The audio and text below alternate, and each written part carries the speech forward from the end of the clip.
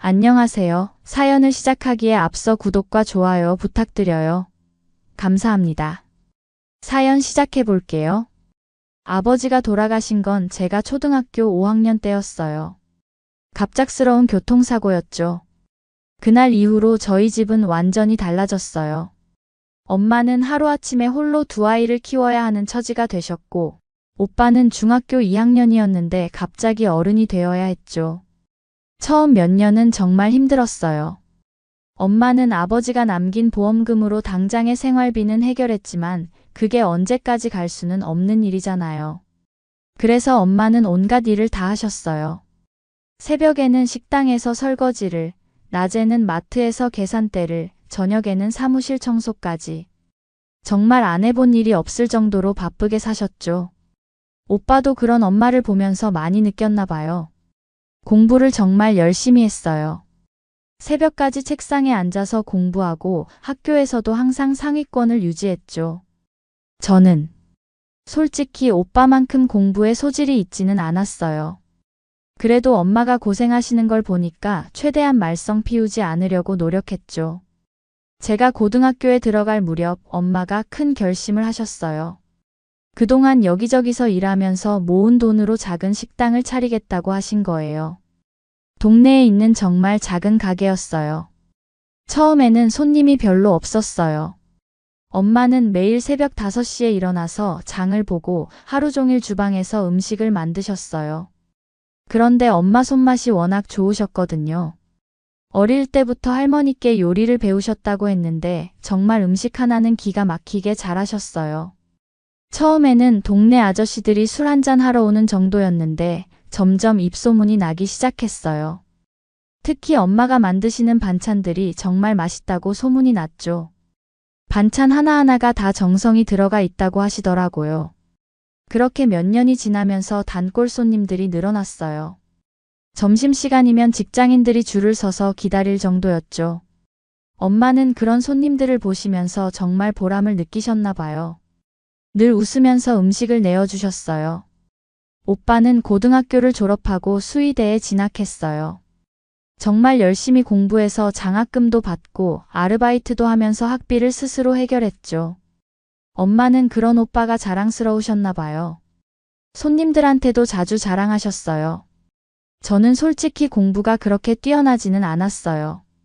오빠처럼 4년제 대학에 갈 실력도 안 됐고 사실 대학을 갈 생각도 별로 없었어요. 고등학교 졸업하고 바로 취업해서 엄마 도와드리고 싶었거든요. 그런데 엄마랑 오빠가 계속 설득하는 거예요. 요즘 시대의 고졸로는 취업이 힘들다면서 전문 대학이라도 나와야 한다고. 엄마는 자기 때문에 제가 공부를 포기하는 건 절대 안 된다고 하시더라고요. 결국 저는 전문 대학에 진학했어요. 경영학과였는데 그나마 제가 숫자에 좀 밝아서 선택한 거였어요. 2년 동안 열심히 공부해서 졸업하고 중소기업에 취직할 수 있었죠. 대기업은 아니었지만 그래도 안정적인 직장이었어요. 그 무렵 엄마 식당은 정말 잘 되고 있었어요. 단골 손님들이 엄마가 만드시는 반찬들이 너무 맛있다면서 따로 포장해서 팔면 어떻겠냐고 제안하기 시작했거든요.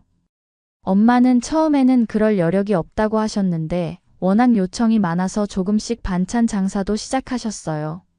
엄마가 만드시는 반찬들은 정말 금세동이 났어요. 매일 새벽에 준비해도 점심 전에 다 떨어질 정도였죠. 그래서 엄마는 반찬만 따로 파는 시간을 정해놓고 장사를 하셨어요. 그렇게 저는 직장 생활을 시작했어요. 처음에는 모든 게 낯설고 어려웠지만 다행히 직장 선배들이 잘 챙겨주셔서 적응할 수 있었죠. 특히 저보다 8살 많은 대리님이 저를 많이 도와주셨어요. 그분은 정말 친절하셨어요. 업무를 가르쳐 주실 때도 차근차근 설명해 주시고 제가 실수해도 화내지 않고 다시 알려주셨죠. 점심시간에는 맛있는 식당도 소개해 주시고 가끔은 커피도 사주시고 저한테만 그렇게 잘해 주시는 것 같았어요. 처음에는 그냥 좋은 선배라고 생각했는데 시간이 지나면서 퇴근 후에도 가끔 연락이 오고 주말에 같이 영화 보자고 하시고 그렇게 6개월 정도 지났을 때 예비 남편이 저에게 고백했어요. 회사 근처 카페에서 커피를 마시고 있는데 저에게 호감이 있다고 하는 거예요. 그렇게 사귀게 되었죠. 예비 남편은 정말 저에게 잘해줬어요. 나이가 많다 보니까 경제적으로도 여유가 있어서 데이트할 때도 항상 좋은 곳으로 데려가 주었어요. 그렇게 1년 정도 만났을 때 예비 남편이 결혼 이야기를 꺼내기 시작했어요. 저는 사실 좀 당황스러웠어요. 아직 24살이었고 사귄 지도 1년밖에 안 됐는데 결혼이라니. 게다가 오빠도 아직 결혼을 안 했는데 제가 먼저 결혼하는 것도 좀 그렇고. 그런데 예비 남편은 정말 간절해했어요. 자기 나이도 있고 저와 결혼해서 행복한 가정을 꾸리고 싶다고 하더라고요. 매일 결혼 이야기만 하니까 저도 점점 마음이 움직이기 시작했어요. 엄마께 이야기했을 때 처음 반응은 역시 반대였어요. 아직 너무 어리다면서 조금 더 만나보고 결정하라고 하시더라고요. 그런데 예비 남편이 엄마를 직접 찾아뵙고 정중하게 인사를 드리고 저를 정말 사랑한다고 책임지고 행복하게 해주겠다고 말씀드리는 거예요. 엄마도 그런 모습을 보시고는 마음이 조금 누그러지셨나 봐요. 그래도 혼자 결정하기는 어렵다면서 상대방 부모님도 만나보고 결정하자고 하셨죠. 드디어 양가 부모님이 만나는 날이 되었어요. 예비 남편이 괜찮은 식당을 예약해놨다고 해서 기대를 하고 갔는데 그날이 제 인생에서 가장 치욕스러운 날 중 하나가 될 줄은 몰랐어요. 예비 시어머니는 첫인상부터 좀 차가웠어요. 저를 위아래로 훑어보시더니 별로 반가워하지 않는 표정이셨죠. 인사를 드려도 대충 받으시고 뭔가 불만족스러워하는 기색이 역력했어요. 식사가 시작되고 나서 본격적인 신문이 시작됐어요. 예비 시어머니가 저에게 이것저것 물어보시는데 질문 하나하나가 다 저를 깎아내리려는 것 같았어요. 아버지는 왜 같이 안 나오셨냐고 하셔서 일찍 돌아가셨다고 하니까. 그럼 엄마 혼자 자식 둘을 키웠냐고 하시더라고요. 대학은 어디 나왔냐고 해서 전문 대학을 나왔다고 하니까 표정이 안 좋았어요. 그러다 엄마 직업을 물어보셔서 식당 일을 한다고 하니까 눈빛이 더 차가워지더라고요. 오빠는 결혼은 했냐고 물어서 아직이라고 하니까 탐탁치 않아 했어요. 그러더니 대놓고 이런 말을 하시는 거예요. 나이 어린 거 빼고는 볼 게 하나도 없네. 엄마가 식당 일하고 오빠도 아직 결혼 안 했으면 안 봐도 뻔하네. 아직 어린데 이 결혼해야겠어요? 그 순간 정말 얼굴이 화끈거렸어요. 엄마도 옆에서 당황스러워 하시는 게 보였고 저는 억지로 침착하게 대답했어요. 저는 사실 아직 결혼 생각이 없었는데 오빠가 서두른 거예요. 예비 남편도 옆에서 맞다고 자기가 결혼을 빨리 하자고 한 거라고 했어요. 그런데 그것도 잘못된 대답이었나 봐요. 예비 시어머니가 더 화가 난 표정이 되시더라고요. 예비 시아버지도 같은 생각이었는지 말 한마디 없이 팔짱까지 끼고 있었어요. 그럼 내 아들은 내가 알아서 할 테니 이 결혼은 없던 걸로 해요. 나도 어릴 때 힘들게 자라서 가난이 얼마나 사람을 힘들게 하는지 알거든요. 그래서 내 아들은 그런 거 안 겪었으면 좋겠네. 그 말을 듣는 순간 정말 화가 머리끝까지 올랐어요. 예비 남편은 당황해서 그게 무슨 말이냐고 자기는 결혼할 거라고 했어요. 그런데 예비 시어머니는 예비 남편 등을 때리면서 정신 차리라고 하더라고요. 그때 저도 참을 수 없어서 일어났어요. 다행이에요. 어머님 만나보니 역시 이 결혼은 안 되겠네요. 예비 시어머니는 저를 보고 맹랑하다고 뭐라고 하시더라고요. 그때 엄마도 한마디 하셨어요. 이런 자리였음 안 나왔을 텐데 정말 무례하시네요. 누굴 만나든 예의는 지키세요. 예비 남편은 저를 잡으려고 했지만 예비 시어머니가 막으시더라고요. 그렇게 저희 가족은 그 자리를 박차고 나왔어요. 엄마는 오히려 다행이라고 하시더라고요. 그런 시어머니 밑에서 살았으면 고생했을 거라고 미리 알 수 있어서 천만다행이라고 하시면서 저를 위로해 주셨어요. 그 후로도 예비 남편은 계속 연락을 했어요. 어머니가 너무 하셨다면서 자기는 저와 결혼하고 싶다고. 하지만 저는 이미 마음을 돌렸어요. 그런 어머니를 둔 사람과 결혼해서 평생을 고생할 수는 없었거든요. 그리고 그런 자리에서 저희 가족이 그런 말을 듣게 한 게 너무 화가 났어요. 결국 저는 회사도 그만뒀어요. 예비 남편과 같은 회사에서 계속 일하기가 어색하기도 했고 새로운 시작을 하고 싶었거든요. 다행히 좀 더 큰 회사에서 일할 기회가 생겨서 이직할 수 있었어요. 한편 엄마의 식당은 계속해서 번창하고 있었어요. 반찬 주문이 너무 많아서 모자랄 지경이었거든요. 매일 새벽부터 밤늦게까지 일하셔도 주문을 다 소화하기 어려울 정도였어요. 그래서 엄마가 큰 결심을 하셨어요.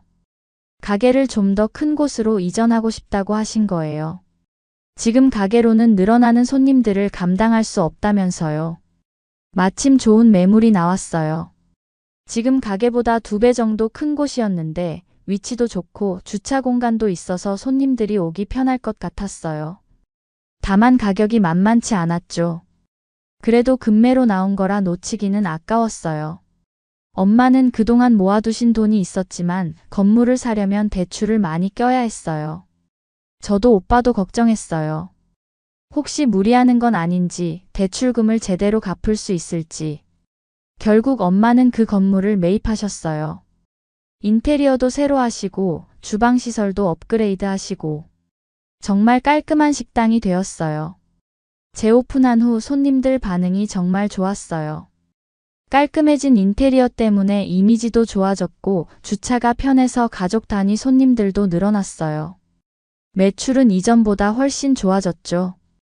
엄마는 정말 바쁘게 지내셨지만 행복해 하셨어요.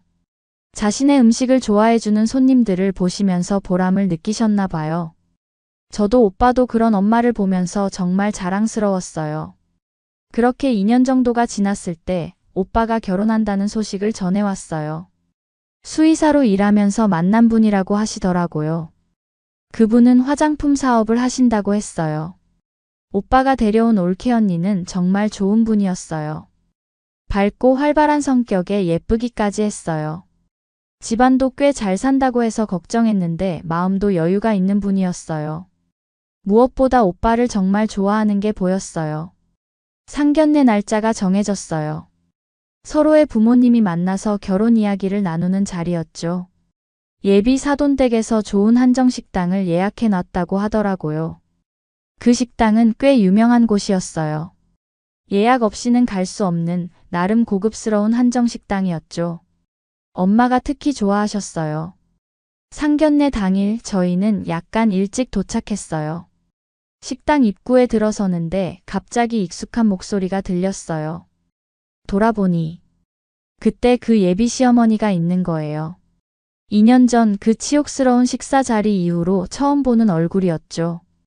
예비 시어머니도 저와 엄마를 알아봤나 봐요. 잠깐 당황하는 기색을 보이더니 곧 비아냥거리는 표정이 되었어요. 예비 시어머니가 저를 보며 말했어요. 송충이가 솔잎을 먹고 살아야지. 이 비싼 식당엔 무슨 일이래? 2년 전과 똑같은 말투, 똑같은 시선이었어요.